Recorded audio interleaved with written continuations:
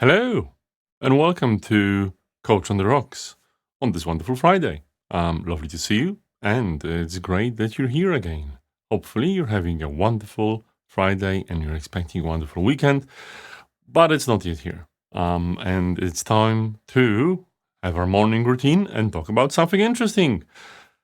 So, actually, today I've read a popular article that is going about with the Harvard Business Review about how we need to learn the collaboration styles of the people we want to collaborate and work with, especially if it's something serious and long term. And it's something that I found really interesting. Not that I disagree with the premise. It would be lovely to do that. And there's multiple tools, right? There's the just tell someone how you like to collaborate. You can, in ORSC, so organizational relationships systems coaching, there's the designed team alliance, DTA, a term that you might have heard from various coaches. You might also have heard about the personal user manual. So you write a piece of paper, look it up, where you actually write how is best to interact with you, what's important, and so on. There's multiple wonderful templates. And it's all well and good. And I would highly recommend doing that with your team and, introducing it to your organization if you're in the people team. But the interesting thing is something that isn't being said or discussed in these kinds of articles, which is how do you know? How do you know your preferred collaboration style? How do you know how you're working with others? Do you know?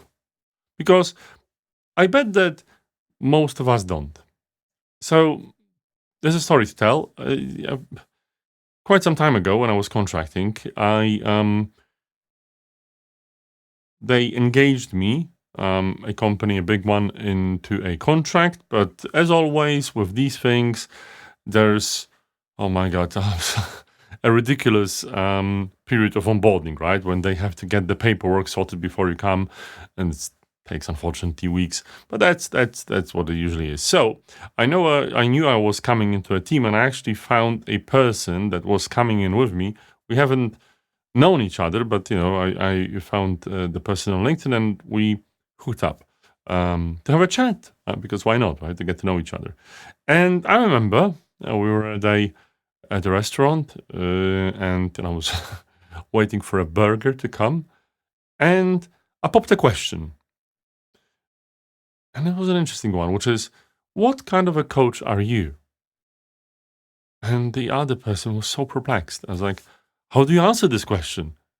How would they know?" I've seen such confusion on their face, and it's probably because we don't necessarily reflect too much about how we're being perceived by others. These questions tend to be possibly not in the realm of things we're thinking about. We are who we are, right? And we have our own biases. We see ourselves through our own eyes, but it's really hard to see ourselves through the eyes of others. And I think this is quite necessary if you really want to understand the style that you collaborate with and the style that you want others to collaborate with you. It's really important to put in the self-reflection effort to actually learn that. But a self-reflection will not cut it.